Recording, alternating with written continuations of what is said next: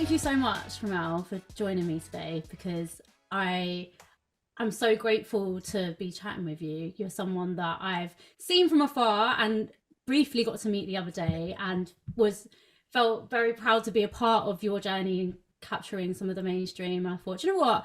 Let me just chat with you and see how you've got to where you are and perhaps can help me and other people as well. Because I know for myself, I've worked in media for about 4 years now. Started as a journalist, went into content production, I've done some presenting, and it can often feel like, where is it that I need to go? What's the next step? And it's not like any other industry where you've got like a ladder or a set course that you need to do to get to where you need to go next. So I just thought let's find out about a bit about you. And the sort of title of this episode is about surviving the industry and how to stay relevant.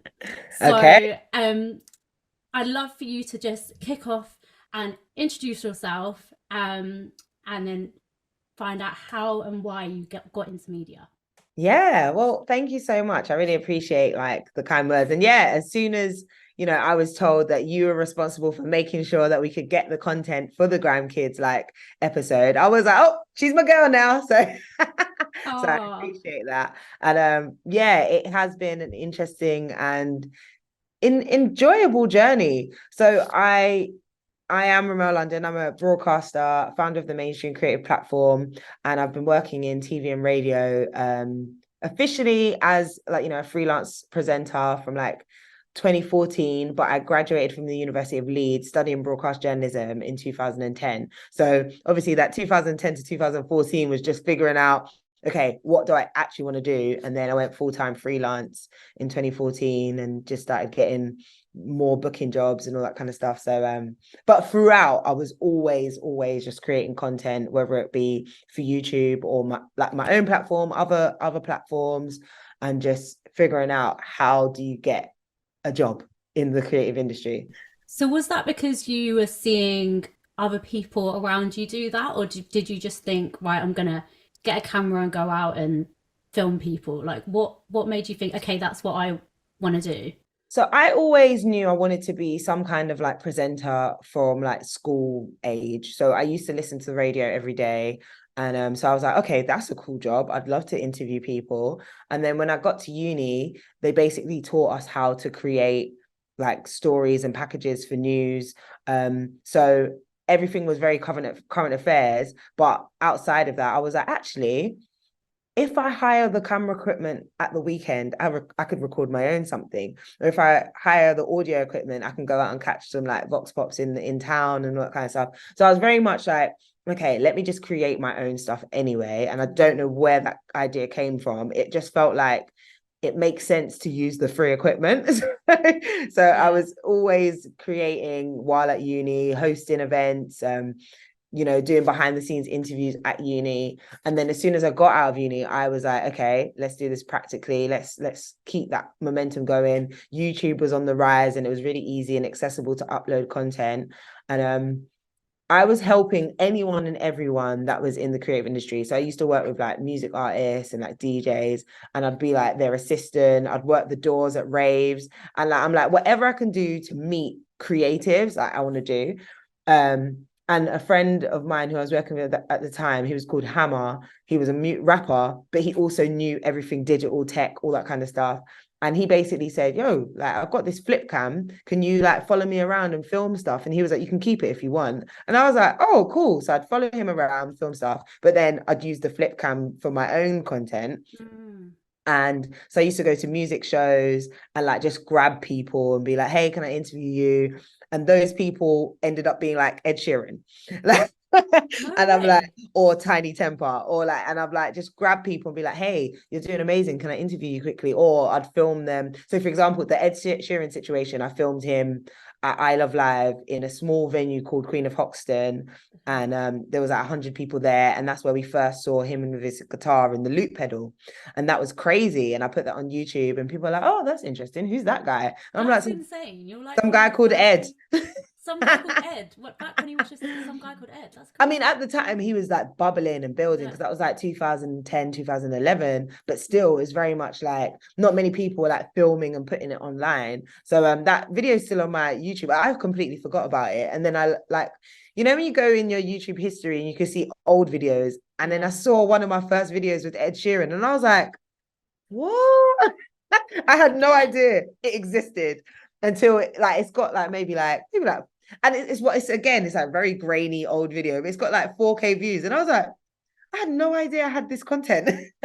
So back then I was very much like, anything I thought was interesting and cool, I'd upload it. And then sometimes I'd go home and do a review. And the reviews is what got people interested, because I was brutally honest. Not always the nicest. And like, not because I wanted to be mean, but I was just like, I thought that was a terrible show. I didn't like it. And I feel like, you know, what they could have done better. And I was a bit, you know, I thought I was just being honest, but some people did not like it. So that's when I realized there's like a real job of being like a film critic and like doing that, or do you want to be the fun person that introduces you to new amazing things? So again, I learned the do's and don'ts of the entertainment industry. Like, don't like upset people, or like, you know, or try and just be fair in your kind of like commentary rather than just slating them, because I learned very quickly you can't do that. But it's also tricky because when that is like your personality, and then feeling like you have to maybe rein things in, it's Yeah, something that it's hard to work on, because if that's you know, you hear people saying that they're like personalities, or their online personalities. It's like, well, okay, how much of it is personality and how much of it is like doing what you need to do because it's how you're meant to do things in the yeah. industry. Well, back then, there wasn't so much like social commentary. So like what I was doing just seemed like I was just being like really like rude and critiquing people. But I was like, no, I just feel like it could have been a better event. And especially I was going to a lot of events. So I saw really high quality content and high quality events and productions. And then I was like, oh, that event wasn't that great. Could have been better. I wish that the you know, the attendees were treated more like this and da da da da. And yeah, it was a really interesting time to just figure out, okay, these are people that you're going to bump, like, you know, the industry is really small. So you realize, okay, you're going to bump into that person. They might hate you now. So, so yeah, I definitely was figuring it out as I was going along. So do you think that uni was a good move for you? Would you say that it's helped you till today? At the time, I didn't really enjoy uni because I felt like, you know, I was learning. Actually, no, like I made the most of it while I was at uni. So using the equipment and just like creating my own stuff, yeah, definitely was a great thing. The course, in hindsight, great course. But I wish we actually had more practical opportunities to create content that we wanted, not just like the general like, here's a news package and I like, because I got bored of that really quickly. And like, I'm not very much into, we did a lot of like political news and we did a lot of current affairs, and like, or it'd be like really small local news, and I was like, let's do something fun, let's like cover an award ceremony, and like let's cover like, you know, the uni like entertainment, like, you know, all the uni shows. And they were like, no, we should probably, you know, interview the local MP. And I was like, oh, this is so boring. Like, yeah, so I got bored really quick at uni with the course. But then I realized I could use all of those skills outside for all the entertainment stuff that I wanted to do. So I'm so glad, so glad I went to uni. So glad I did that course. And definitely would recommend, if someone's interested in like news journalism, broadcast journalism was a great course for me. It's so interesting because obviously you saying now that those were the things that you didn't like at uni, but now actually you've made a career out of the things that you wanted to do. I do it every day. Yeah, like that's what's crazy, that you obviously stuck to it even if people have said you should be doing this and that. So then you went on to doing like music interviews, and you've worked with various different rappers like Captain Conan and things like that. So how did that then happen? How did that come about? So I basically applied for everything. I had a show reel at the time, which was created by a project that I did with Nike Women. So I was interviewing like athletes and like personalities in the sports world for a while. So I was like, okay, cool. I've got a show reel. I can send that out to people. And I sent it to like every UK platform at the time. And then LinkUpTV got in touch, and they basically were like, oh, we think you'd be cool, like, to do some interviews with us. So that literally started, yeah, not long. Like, I graduated 2010 in summer, and like by December 2010 I was working with LinkUpTV, and it was just through emailing them. I just reached out and said I want to present, and that's how it started. And I ended up working with them for like 7 years. So Oh, wow. that was just me putting myself out there, showing them what I can do, and then us creating content together. And 2010 was a really good time for like UK rap music. Like Tiny Temper just dropped Pass Out, and like, Rec 2 was about to, like, blow, and again Krypton Conan was coming through, and then from there it just rollerballed with all the UK rappers. So we just tried to be at every event, and we tried to cover every opportunity to like kind of find out what they're doing, what's new, and like, yeah, we built up really good relationships with them. So if they were dropping like a new video, they'd let us come behind the scenes at the music video, or if they were doing an event, they'd let us come and like film the crowd and like just show how epic it is. So we built up really good relationships with like really cool artists who gave us really good access. And it was very organic. Like, they just knew as soon as they saw me and the mic, they knew what time it is. Like, okay, let's do the interview. So yeah.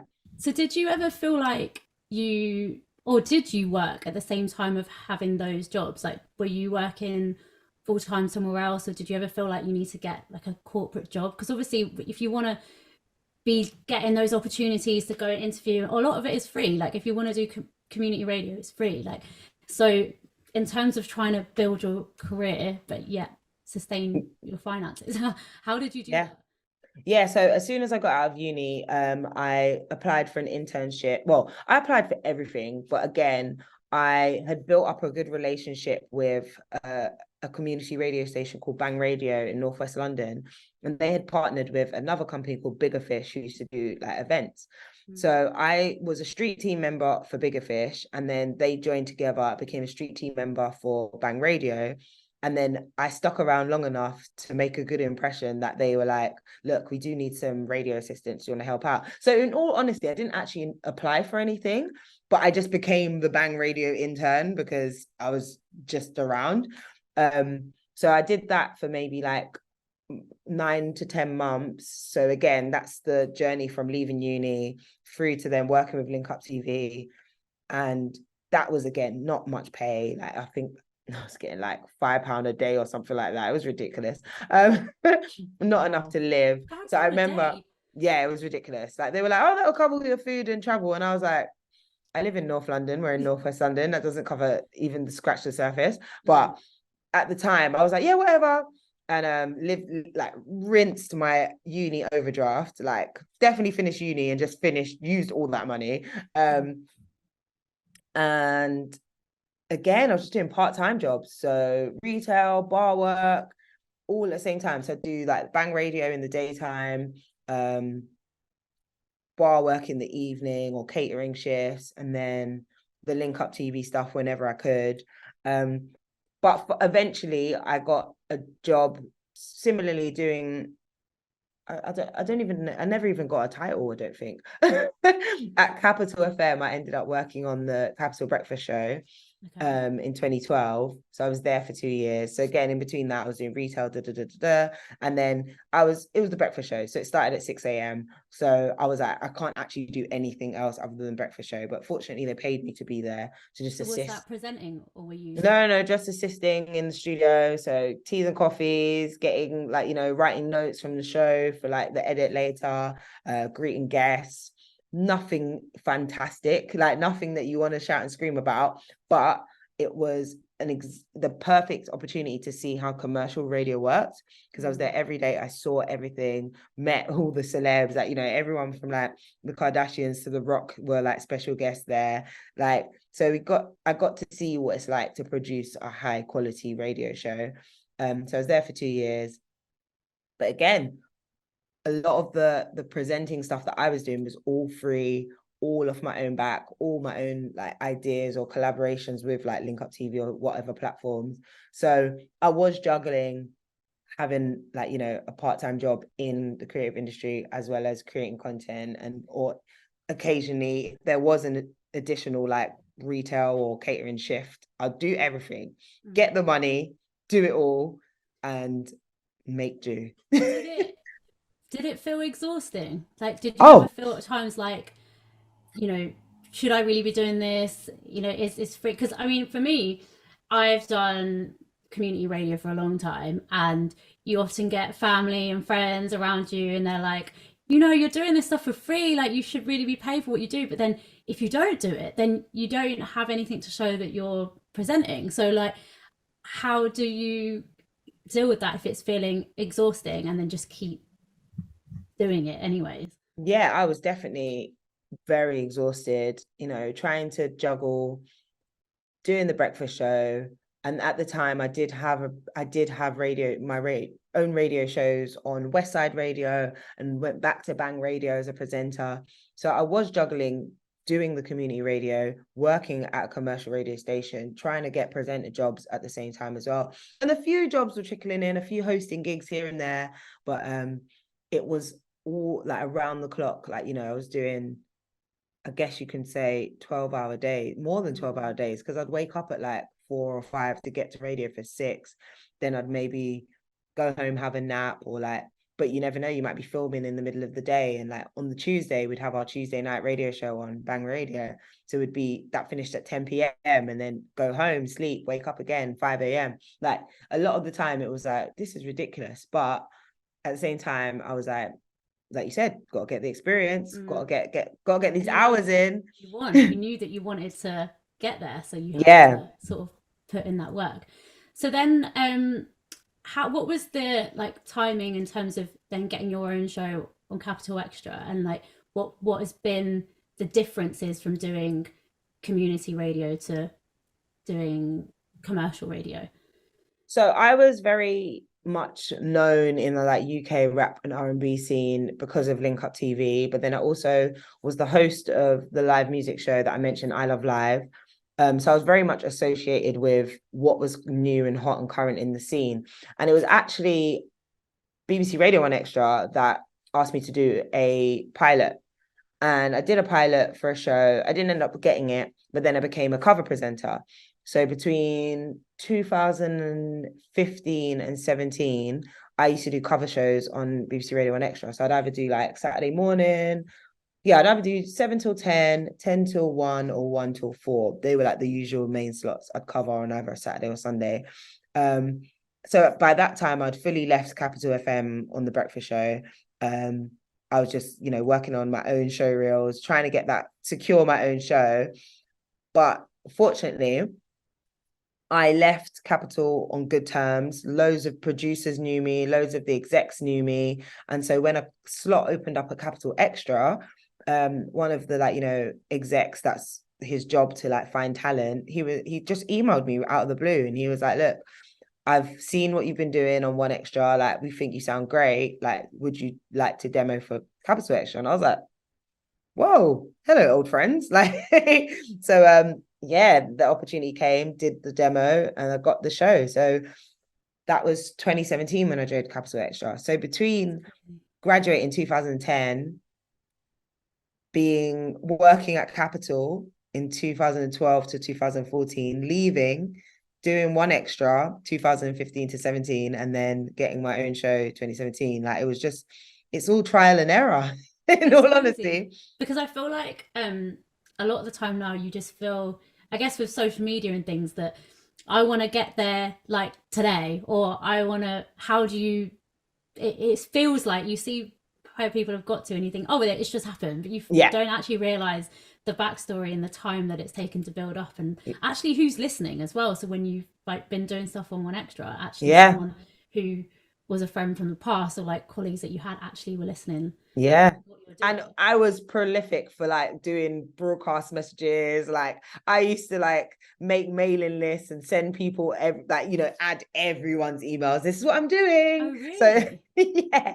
Oh my God, I probably annoyed everyone. But I was like, listen, how am I gonna make sure that everyone knows what I'm doing, stays up to date? Because again, social media wasn't as like, you know, accessible as it is now, like producers didn't have social media. So anyone I met, just fling their email in a mailing list. Yeah, some of them would unsubscribe, but most of them were paying attention and like seeing what I was doing. So I was like, yes, it worked. So you were sending them what, like your Just work that updates you'd been doing that every week? month. Yeah, like every month be like, look, I was here at these events. Here's my latest show. Here's my latest interview. Here's a clip from this. Here's a clip from that. Like literally, I was on it. That's so interesting. So you're basically doing your own newsletter promoting yourself. Yeah, it was How very interesting. weird No, well, it's at the actually kind of time. genius when you think about it, because it's like you are a brand at the end of the day. So it's like you're Yeah. promoting any other brand.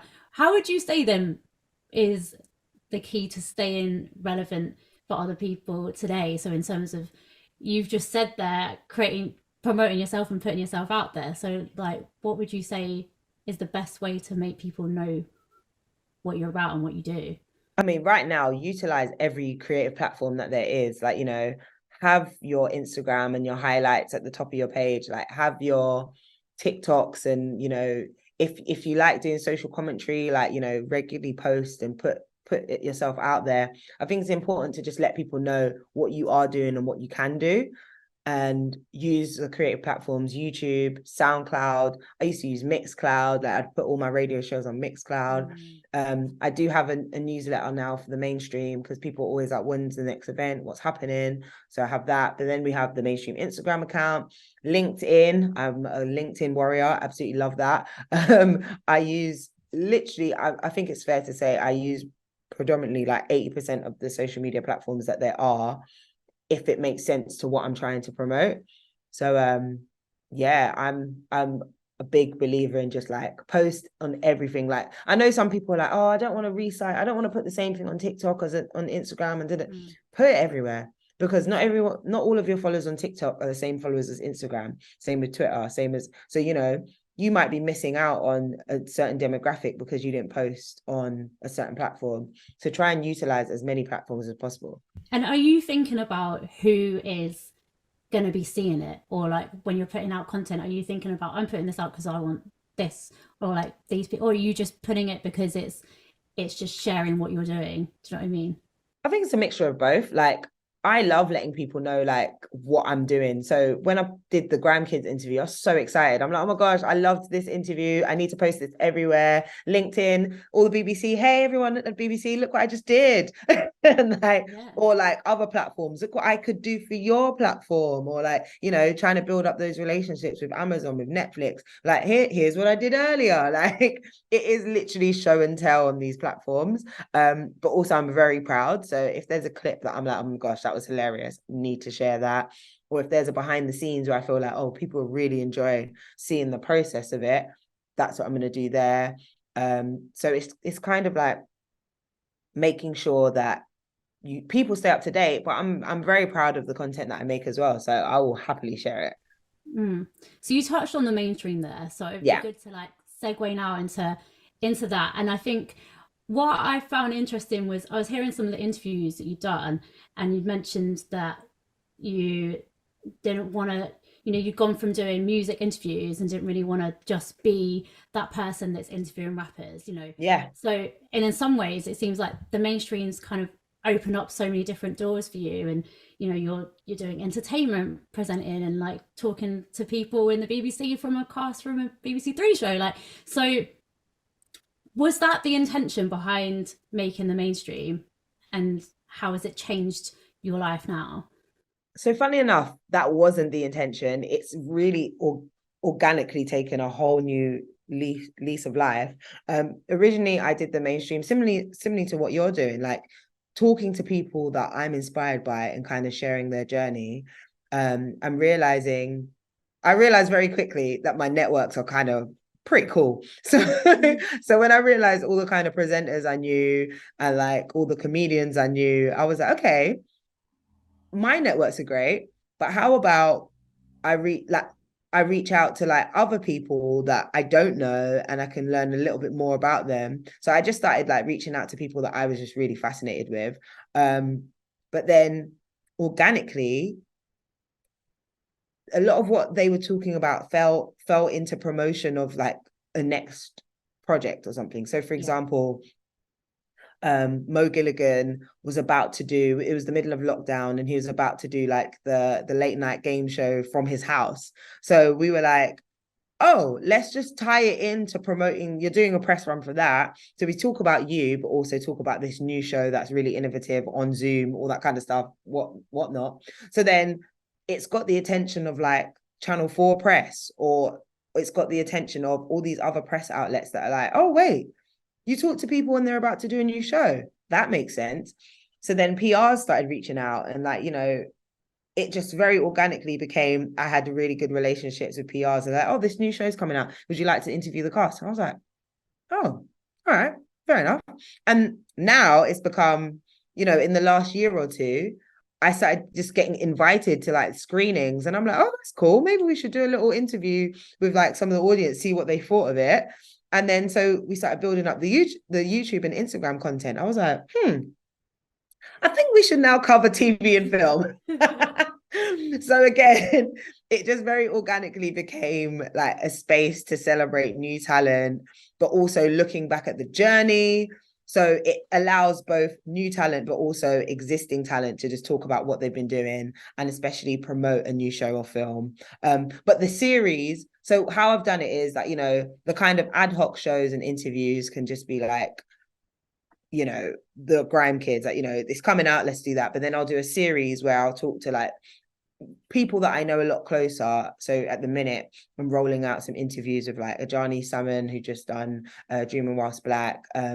The next episode is going to be Yinka Bikini, and then Axel Blake, who won Britain's Got Talent. So these are all people that are in my network, but I feel like their stories are so incredible. I need to share them. So they're not as time sensitive as like, for example, the TV ones. And these are just ones in between that I feel like I really want people to hear these stories. So it's become a place to just celebrate talent, existing talent, and just like continue to promote what's going on. So that's amazing how it's like just turned into something that you didn't initially plan for it to. Yeah. So then I guess you're probably learning about different spaces that you hadn't initially known about before. I guess like 100%. press and Like, things like that. Like, yeah. game.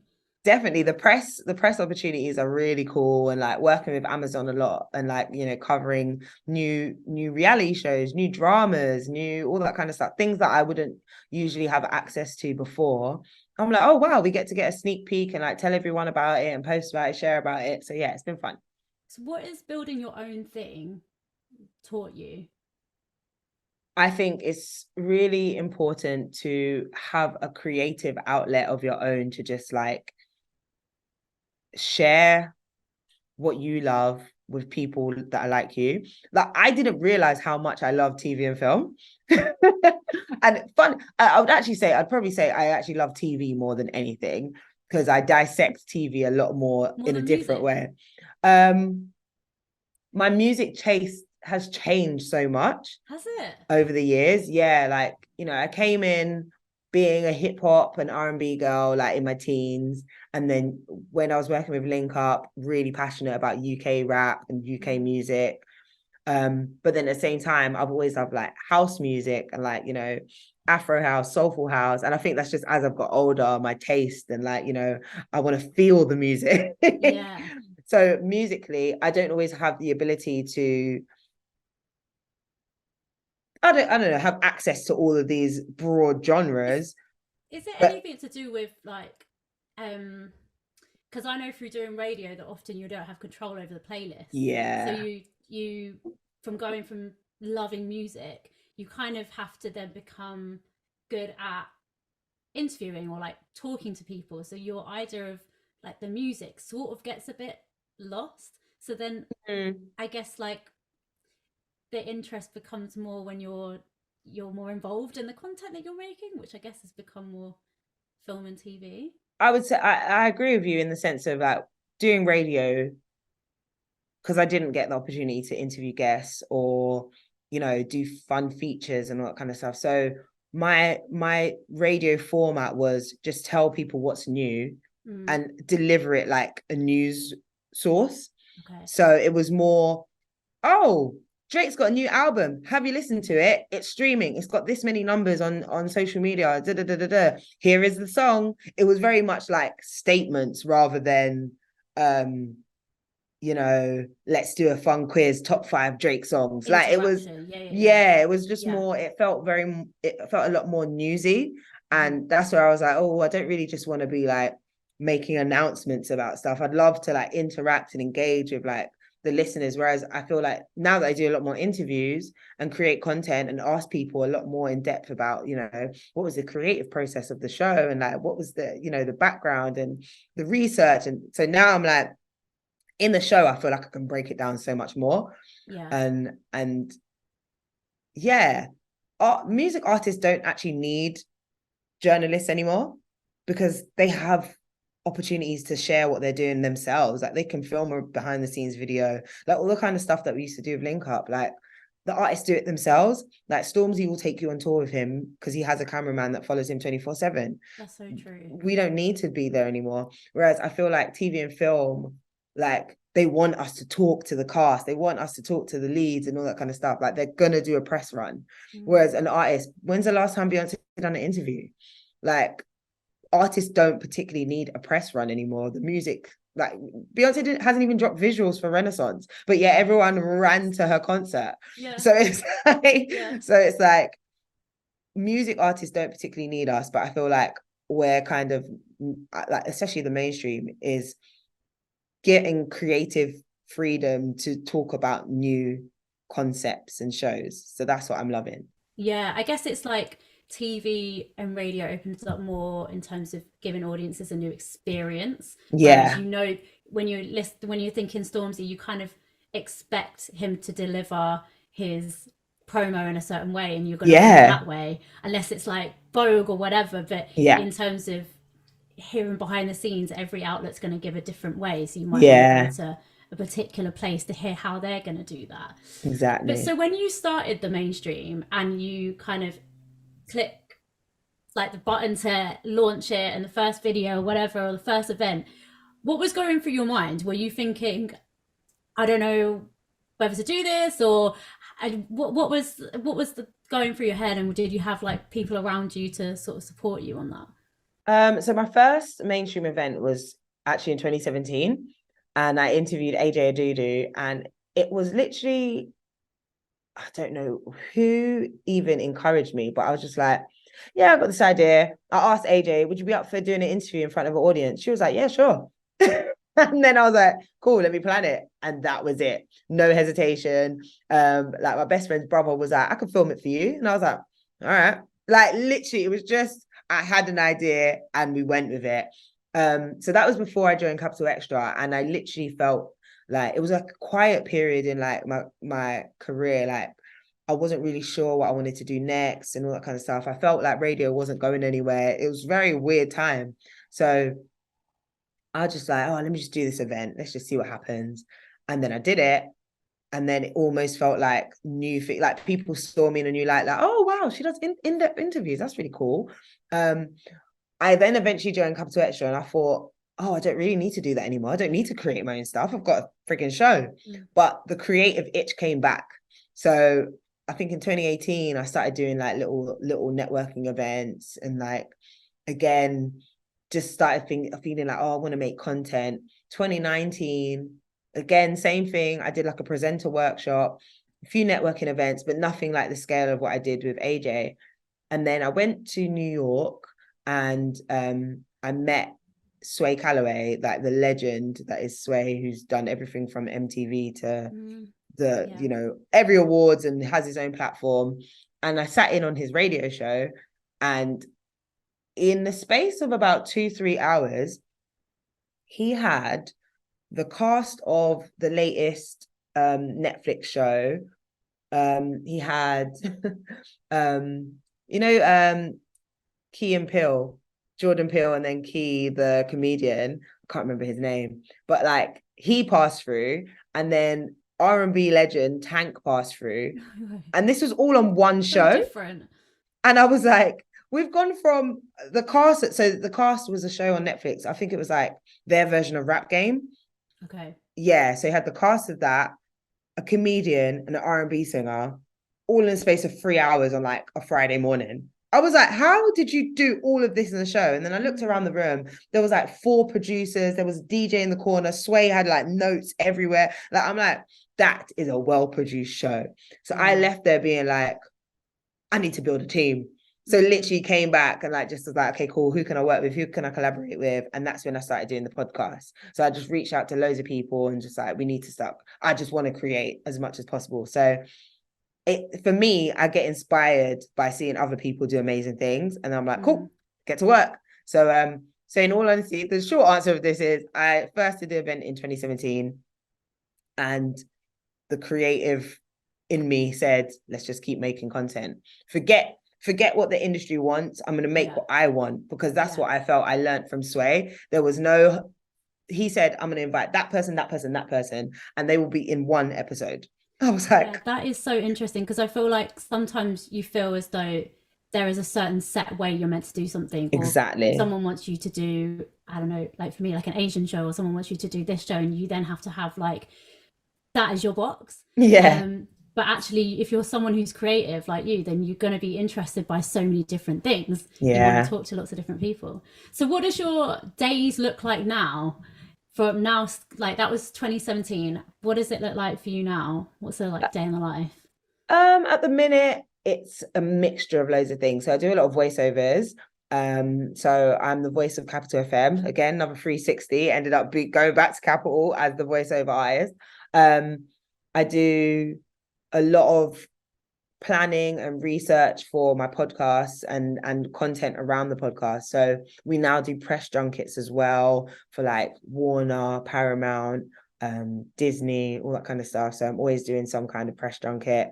Again, always looking for more ways that I can expand the mainstream by doing events as well. So we've done quite a few events that are either live recordings of the podcast, panel discussions, or networking events. But also as a presenter, I get booked a lot for hosting events, or red carpets with other people. So I've been working on a really good relationship with Lad Bible. So we went to the MTV VMAs in New York in September. And so doing red carpets, I host screenings, I host all kinds of events, music and comedy and entertainment shows. So every day is different. So it's different. How the hell do you organize your time then? Because you're doing so much different stuff. Like, my calendar is my best friend. So anything that goes through my agents, they put in my calendar. Everything else I put in my calendar, and it's just I wake up or the night before I'll be like, what's in my calendar tomorrow? And then that's how we roll. So it's very much. Do you tend to like get up at the same time every day, or is it like, because that's one thing when I feel when you're doing lots of different types of jobs, or you know, for me sometimes it's like ebbs and flows, they say, isn't it? It's like sometimes you're really busy, sometimes it's not, and then trying to stay sort of afloat so that you can keep feeling like positive about what you're doing. How do you struggle with that, or how do you manage that? I listen to my body as much as possible. So for example, like today I really wanted to wake up. Yeah. Like for example, today I really wanted to wake up, or I set my alarm to wake up at 9, get some work done, because I knew I had some a voiceover at 11, and then we were going to chat at 2. So I was like, oh, maybe in the morning I could do loads of emails, But then we went to bed really late because we started watching like the Squid Games challenge. I need to see that. It's really good. And so I think we went to bed at like 3. Oh my God. So I had the intention of waking up at 9, but then when my alarm went off at 9, I was like, nah. So I listened to my body, because I was like, I don't actually have to do anything until 11. So I listened to my body and just said, get the extra nap in, or sleep in rather, and then got up for my 11 o'clock voiceover. So, and because I do it at home, it's like, okay, cool. And that's the thing, when I feel like when you're working from home, like, yes, have a routine, yes, have a structure, but like, again, I listen to my body as much as possible. And if I know I'm going to have a long day sitting in front of my laptop, because from now on, I'm just, for the rest of the day, I'm just going to be at my laptop. So I'm like, do you know what? Sometimes just go with what feels right. And I'm going to work out later. I'll go to a gym class in the evenings. So again, like, I'm still on track. Yeah. Even though I had a late night, I had a little lazy start to my Monday, but I'm still on track with everything I'm doing. So I just listen to my body and just feel like what's right. Like I'm quite, my mood does dictate to my creativity as well. So like if I'm like, oh, I can't be bothered, I'm like, okay, do it when you can be bothered. And it's really important to just listen to yourself and have a day off. And I think yeah, it's really important to even say what you've said as well, because I think sometimes there's this notion is when what you see online is people going to this event or whatever, and firstly knowing that that's not everything. Sometimes yeah, you're at home working at your laptop like everybody else, but also that when you might not need to do something, you don't need to like feel that you have to do something at a certain time or get up like everyone posting their 5 a.m. morning yeah. wake ups, and it's like actually that's not everyone. Like you, I have you nothing to do at 5 a.m. Like, why other am I than go up back at to 5? bed. Literally, like, I get it. Like, if that's part of your, like, if you work somewhere, you have to be somewhere for 8 a.m., 9 a.m., fine. You want to get in the early gym session? Fine, go crazy. But that's not my lifestyle. Mm-hmm. And I really just, again, feel like if I don't have to do that, I'm not going to force it. Like, I do set my phone is set to 9 a.m.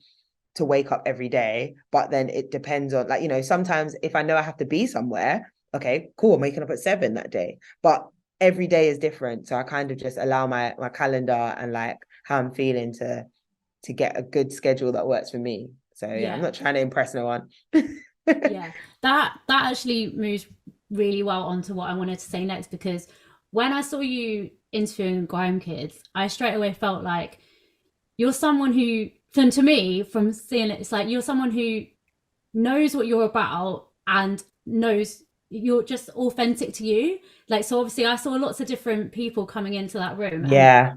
you just was like, this is me and this is how I present, and you gave it like your personality.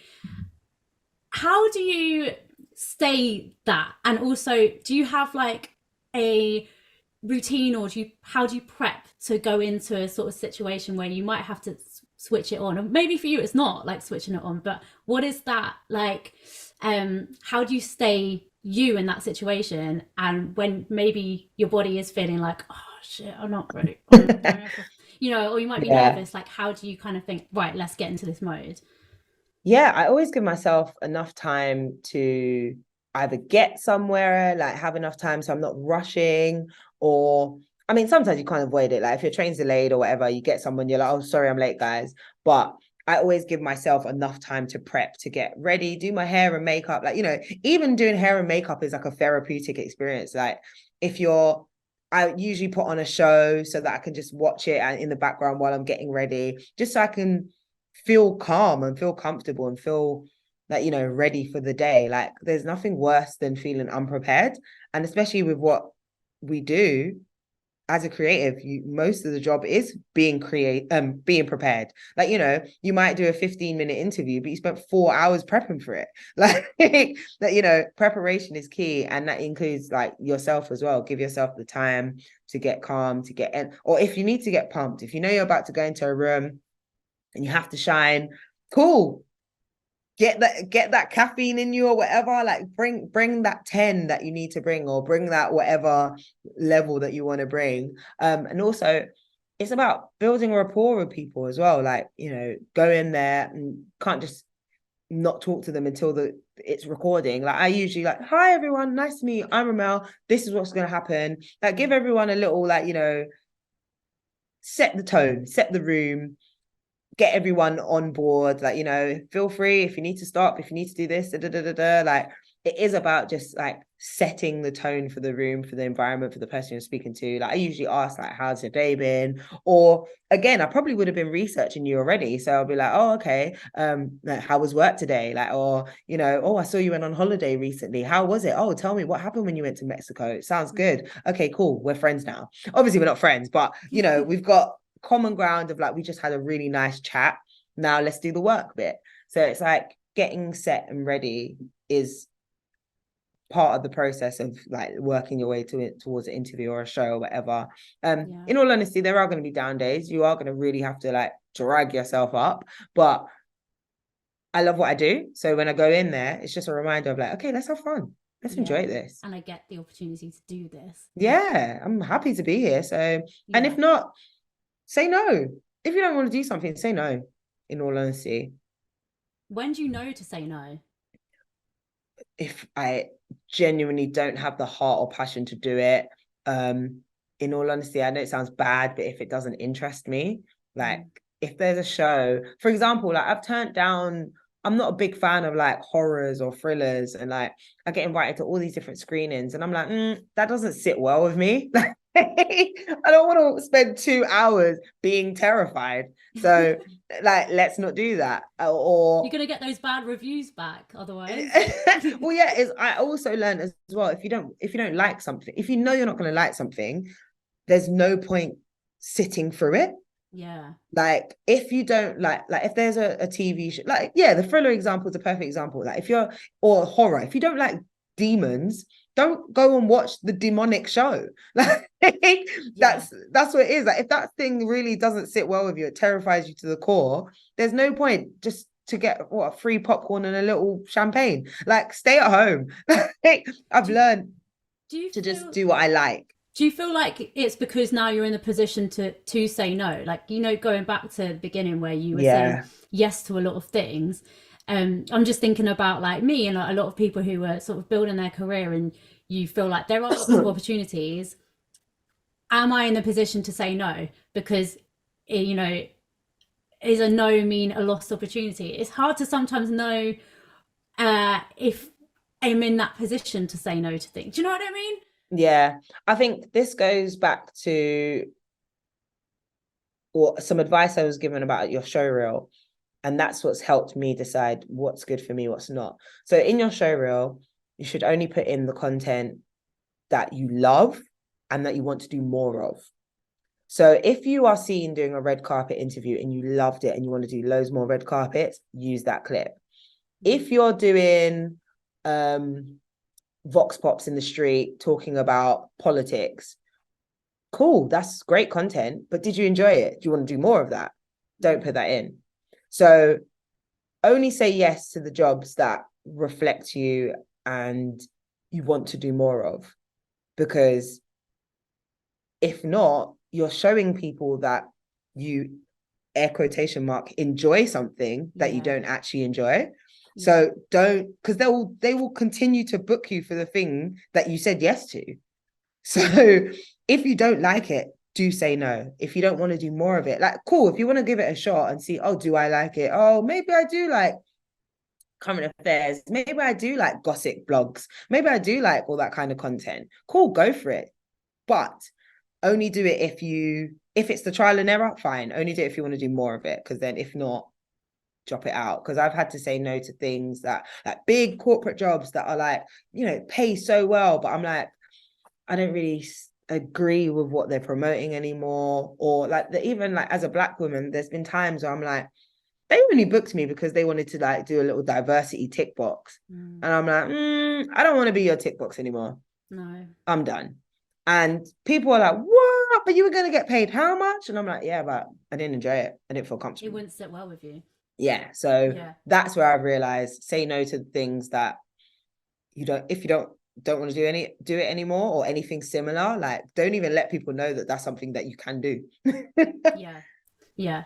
And in terms of where you're at now, like, I hope you don't mind me asking, but in terms of the mainstream, does that bring in income for you, or is that still something that's like, It's a difficult one because press, it's seen as a press outlet, and you like I think morally or like I don't know, yeah, media law, you're not allowed to pay like platforms for press. So I've been using it as a press outlet, and I'm happy to do that as part of building the content for the mainstream. yeah, But where we do make money is events. Where we do make money is brand collabs. So if we do like a campaign, like a couple of years ago, we did a big collab with Puma.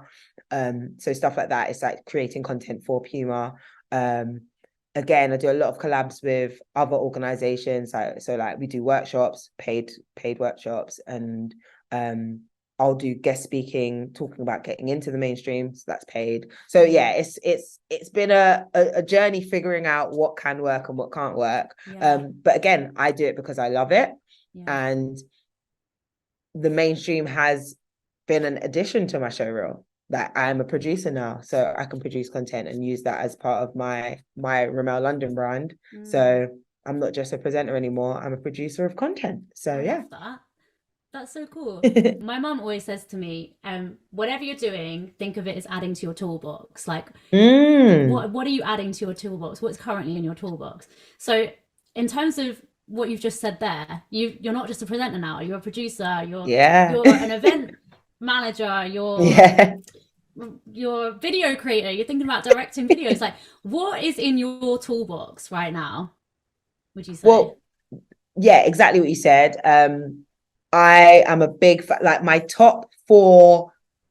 I can't call them creators because they're obviously more than that. And when you hear the names that I say, you're going to be like, they're not creators. But these are the people I take inspiration from for my creative outlet. Oprah Winfrey, of course, media mogul who's mastered everything. RuPaul. I love RuPaul's Drag Race, and I love that it's become an international, global sensation. Issa Rae. I love that she's an actress, writer, and executive producer, and she she has her own talent agency. She has her own production company. And Tyler Perry, again, actor, writer. He's done theatre. He's got his own studios.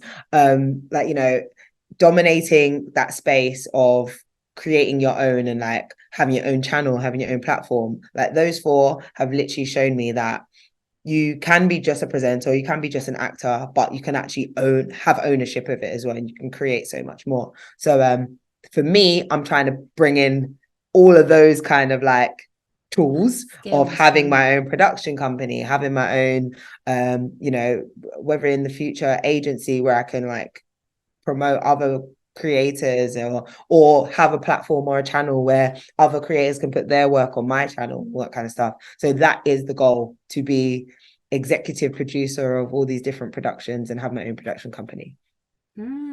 Okay, that's pretty cool. So let's wrap up now. I would love to know, firstly, one piece of advice that you would give to someone trying to figure out their path in the media industry. It's really simple and it sounds vague, but it's not. Just do it. If you have an idea, do it.